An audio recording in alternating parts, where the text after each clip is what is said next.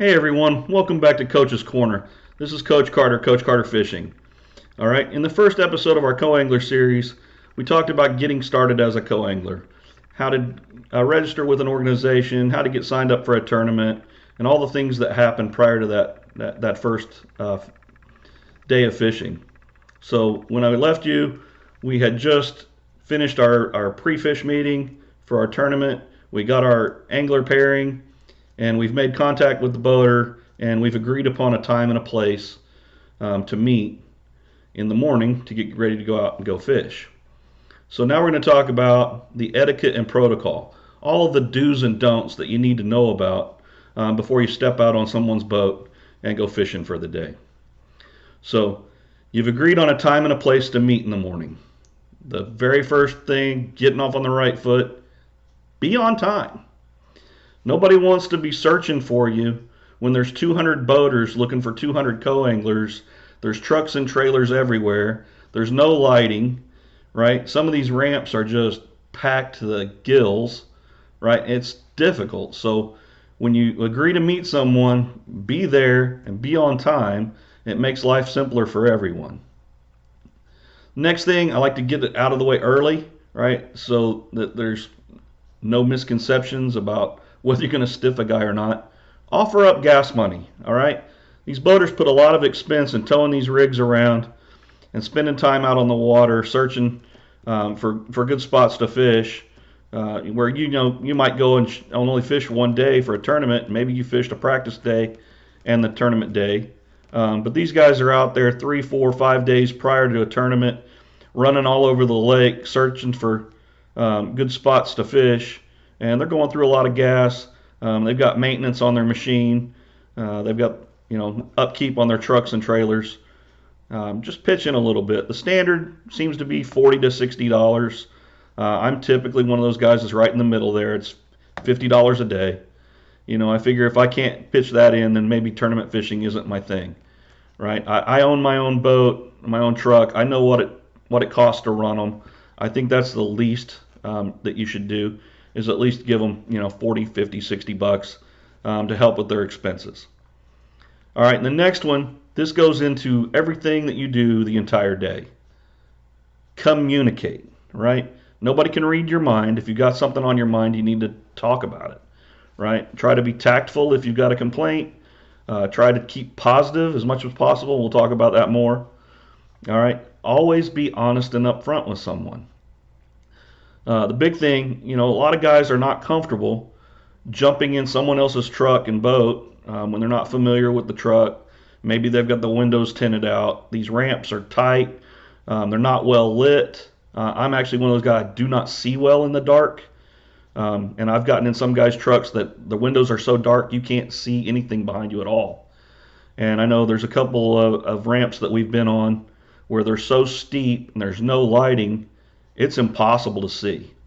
So I'm one of those guys, I tell my guy right up front, hey, I have no problem putting you in the water, just line the truck and trailer up for me. I don't see well in the dark, so if you line it up, I got no problem backing you down into the water. I can park the truck, no issues. But I just don't like backing it down when I can't see out of this thing. So you just be honest with them. It's never been a problem.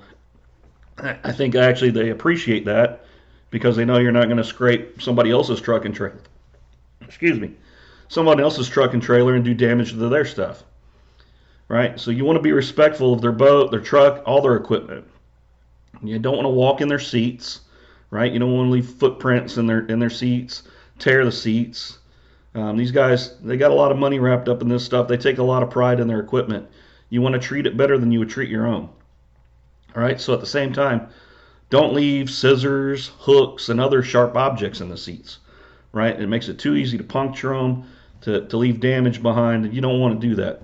After a day of fishing, you should be leaving this guy's boat in better condition than you found it. Meaning, I'm going to clean up all of my trash. If there's loose plastics, we all know how it happens. The loose plastics, when you tear them off, they wind up in the floor.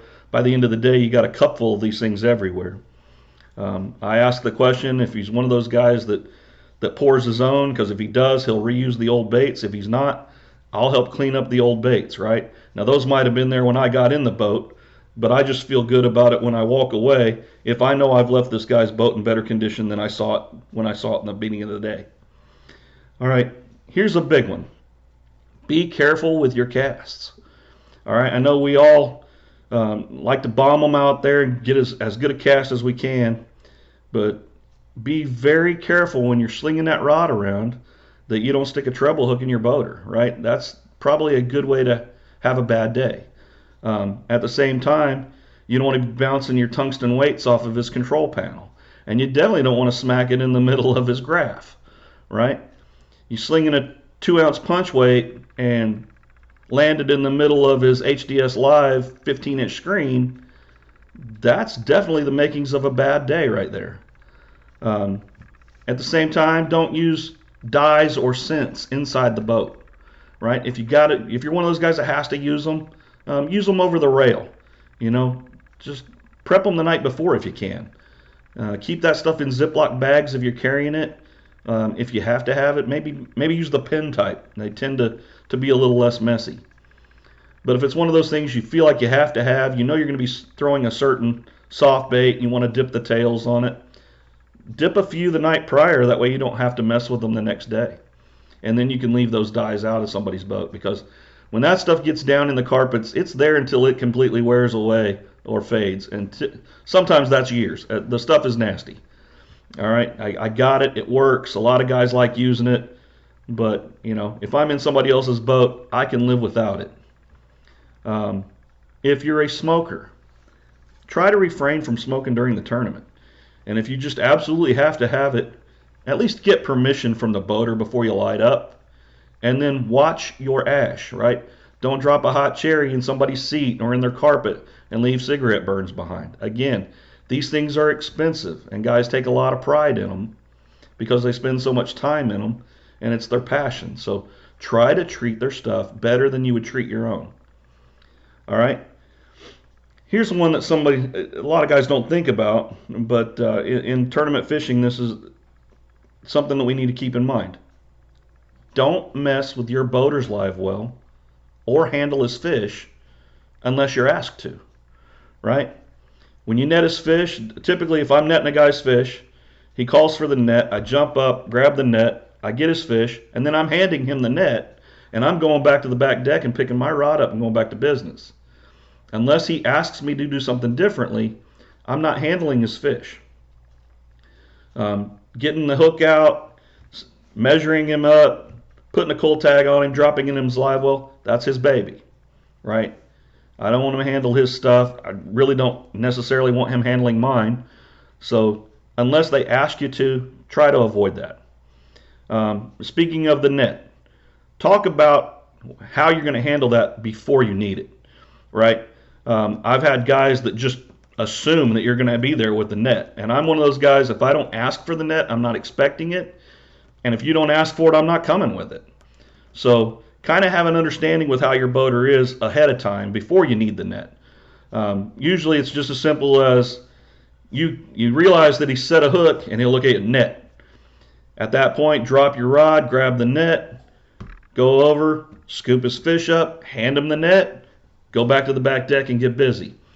But like I say, it helps if you've got kind of an understanding of how that process is going to work before you actually need the net.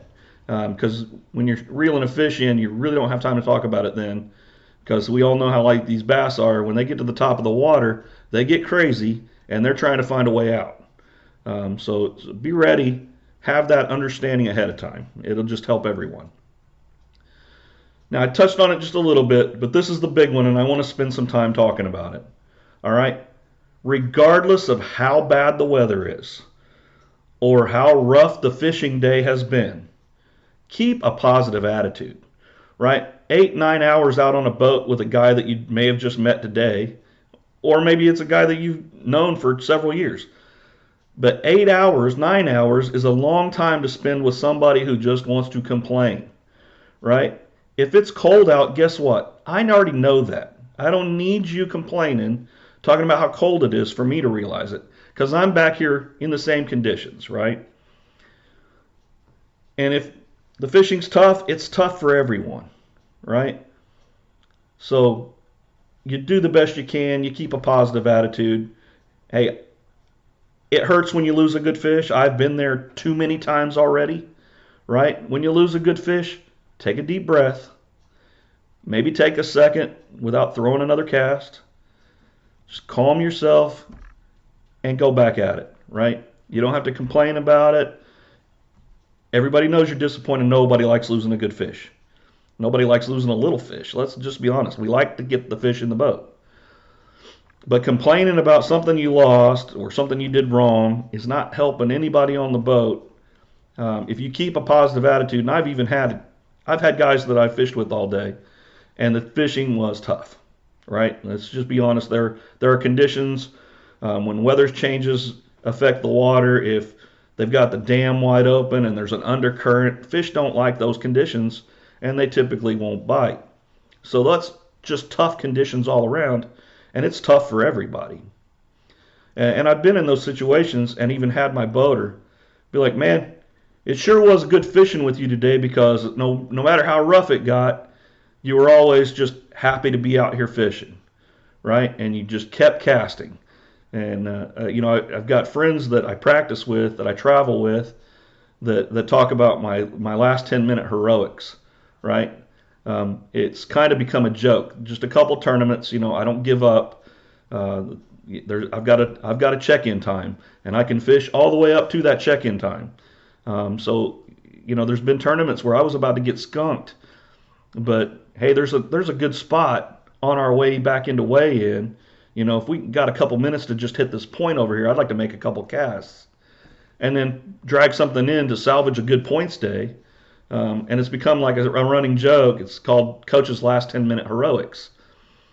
But what it really comes down to is having that positive attitude and understanding that one cast can make a tournament.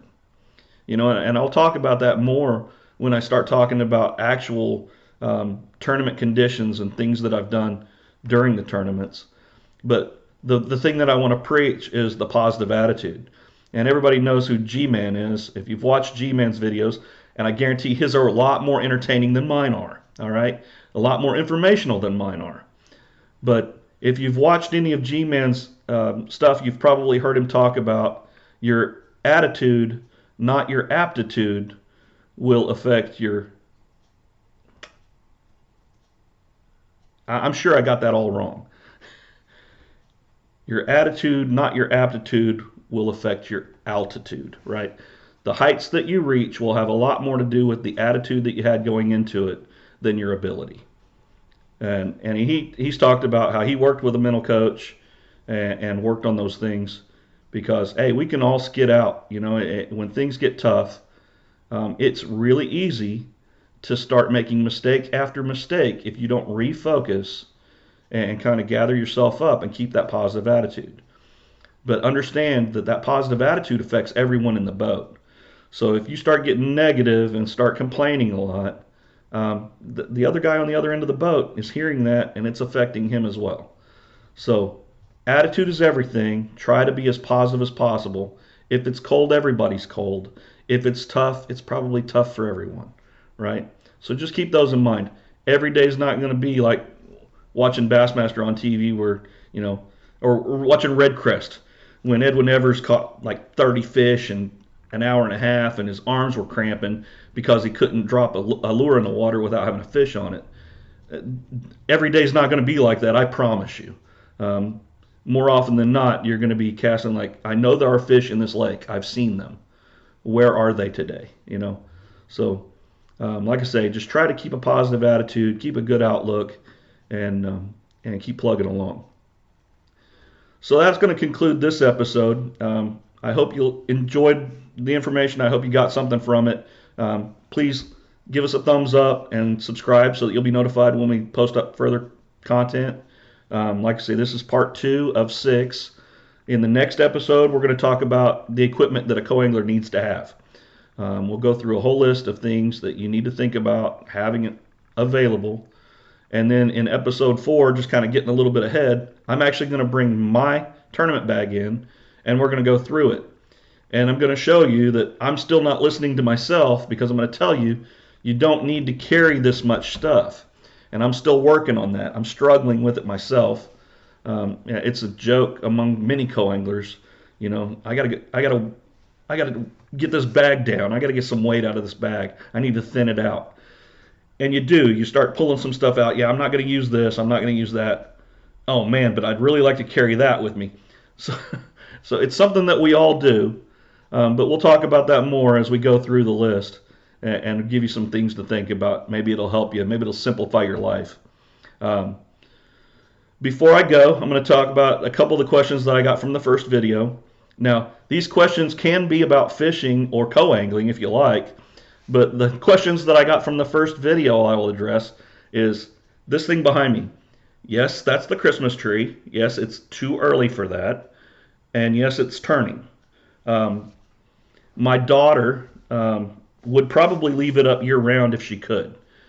She caught me out of town for my last tournament, and when I unlocked the door when I got home, I pushed the door open and I could hear her giggling already as she's in here decorating this tree because she knows I'm one of those people that likes to eat the bird before you see the tree, but not so much with her. Like I say, I'm pretty sure she's part elf, and she did all of this herself. She did an amazing job. It looks amazing. It's just, to me, it's probably a couple weeks too early. But it makes her happy, so there it is. And those were the questions that I got from the first video was, is that tree turning? And isn't it a little early for all of that? But anyway, like I say, you can feel free to ask questions about fishing if you like, and I'll address those too. But thanks again for joining us. I'm going to leave you this evening. Again, this is Coach Carter. Thanks for joining us. Good night.